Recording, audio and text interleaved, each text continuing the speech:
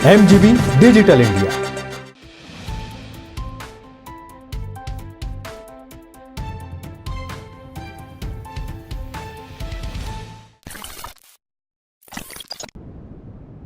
नमस्कार, आप देख रहे हैं MGB डिजिटल इंडिया और मैं आपके साथ ज्योति मिश्रा। भारत की राष्ट्रीय और सबसे प्रचलित पार्टी यानी कि कांग्रेस पार्टी ने भारत जोड़ो यात्रा की शुरुआत 7 सितंबर 2022 से की थी। राजनीति में अपने 18 वर्षों में राहुल गांधी कांग्रेस के उपाध्यक्ष, अध्यक्ष, 2 राज्यों के प्रतिनिधित्व करने वाले सांसद, एक विघटनकारी, यहाँ तक कि आदिवासियों के सिपाही भी रहे। लेकिन इसके बावजूद उन्होंने यात्री बनने का फैसला क्यों किया, ये बात सबकी समझ से परे थी। ये कोई राजनीतिक साजिश थी या फिर भाजपा से जीत का दूसरा रास्ता। यात्रा की शुरुआत राहुल गांधी ने कई पार्टी नेताओं के साथ 8 सितंबर को कन्याकुमारी से की थी। इसके शुभारंभ के लिए पद यात्रा की शुरुआत से पहले गांधी ने भारत यात्रियों के शिविर स्थल पर राष्ट्रीय ध्वज फहराया, जो कन्याकुमारी से कश्मीर तक 3570 किलोमीटर की यात्रा में उनके साथ चलने वाले थे। राहुल गांधी ने 118 भारत यात्रियों के साथ साथ देश भर के अन्य पार्टी नेताओं के साथ अगस्तेश्वरम से पदयात्रा की शुरुआत की। राहुल गांधी ने भारत जोड़ो यात्रा को हरी झंडी दिखाकर इस दावे के साथ शुरुआत की कि वे नफरत के लिए अपना देश नहीं खोएंगे। इसके साथ ही उन्होंने भाजपा, RSS पर देश को धार्मिक आधार पर बांटने का आरोप लगाया। इस यात्रा में राहुल गांधी के साथ कांग्रेस पार्टी के लोग और सोनिया गांधी समेत पार्टी के कई नेता भी मौजूद थे। वहीं सोनिया गांधी का कहना था कि 2024 के चुनाव से पहले ये यात्रा उनकी पार्टी के पुनरुद्धार के लिए एक ऐतिहासिक अवसर है। दरअसल कांग्रेस पार्टी के अध्यक्ष राहुल गांधी ने इसकी अध्यक्षता से इस्तीफा दे दिया था, जिसके बाद पार्टी बुरी तरह से बिखर गई और पार्टी में राजनीतिक हलचल मच गई थी। ऐसे में राहुल और सोनिया गांधी का ये मानना था कि ये यात्रा फिर से पार्टी को एक नया मोड़ देगी। हालांकि इस बात का जिक्र उन्होंने सबके सामने नहीं किया था और यात्रा को भारत जोड़ो यात्रा का नाम दिया था। इस फैसले के बाद राजनीति में काफी हलचल मच गई।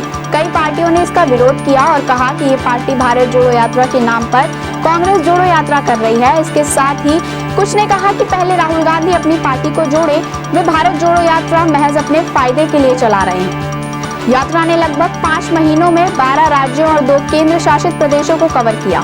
ये यात्रा 2 जत्थों में सुबह 7 बजे से 10:30 बजे तक और दोपहर 3:30 बजे से 6:30 बजे तक चालू रहती थी। यात्रा में सुबह के समय कम लोगों की भागीदारी देखने को मिलती थी, जबकि शाम को इनमें भागीदारियों की संख्या बढ़ जाती थी। प्रतिभागियों की योजना रोजाना लगभग 22 से 23 किलोमीटर चलने की होती थी। यात्रा से जुड़ने के लिए लगभग 30% महिलाएं और लगभग 50,000 नागरिकों ने पंजीकरण कराया था।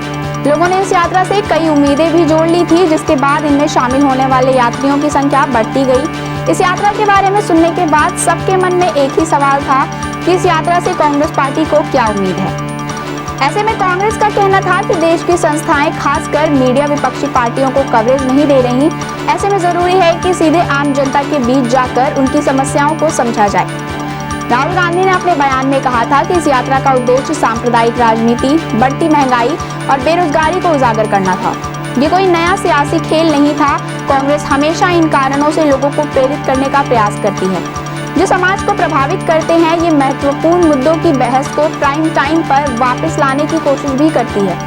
कांग्रेस से यात्रा के मार्ग के बारे में बहुत कुछ जानकारियां ली गई थी। यह यात्रा पहले तमिलनाडु से शुरू हुई, फिर केरल, फिर कर्नाटक, आंध्र प्रदेश, तेलंगाना, महाराष्ट्र, मध्य प्रदेश, राजस्थान और आखिर में हरियाणा में आई। ऐसे में पार्टी का कहना था कि वे एक सच्ची पद यात्रा चाहते हैं, न कि बस या रथ यात्रा।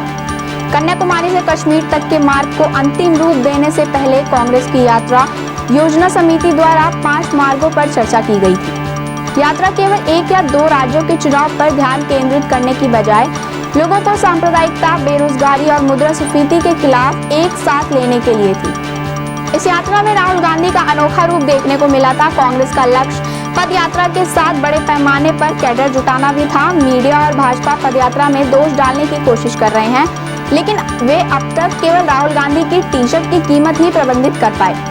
यात्रा के दौरान अमित शाह ने राहुल गांधी पर तीखा हमला करते हुए कहा था कि राहुल गांधी भारत जोड़ो यात्रा निकाल रहे हैं, वो भी लग्जरी ब्रांडेड टी-शर्ट में। ये कैसी भारत जोड़ो यात्रा हुई। केंद्रीय गृह मंत्री अमित शाह ने यह भी कहा था कि उन्होंने पहले देश के इतिहास का अध्ययन करने की जरूरत है। उन्होंने दावा किया कि कांग्रेस विकास के लिए कार्य नहीं करती, यह केवल तुष्टीकरण और वोट बैंक की राजनीति के लिए काम करती है। हालांकि राहुल गांधी की टी शर्ट को लेकर कम बवाल नहीं हुए थे। सलमान खुर्शीद ने अपने बयान में यह तक कह दिया कि राहुल गांधी योगी की तपस्या कर रहे हैं, इसलिए उन्हें ठंड नहीं लगती। भारत जोड़ो यात्रा एक तरफ से अनूठी पदयात्रा है, क्योंकि पिछले कई दशकों में किसी बड़े नेता ने इतना बड़ा जनसंपर्क कायम नहीं किया। बड़ी संख्या में जन भागीदारी इसे कांग्रेस पार्टी के लिए सफल बना रही है। 150 से अधिक नागरिक समाज के नेताओं की भागीदारी भी इस यात्रा को और अधिक महत्वपूर्ण बनाती है, क्योंकि उनमें से अधिकांश कांग्रेस पार्टी की सरकार के दौरान उसके खिलाफ थे। इससे पता चलता है कि जो लोग कांग्रेस का हिस्सा नहीं हैं, उन्हें भी आज भारत जोड़ो यात्रा की आवश्यकता महसूस हो रही है।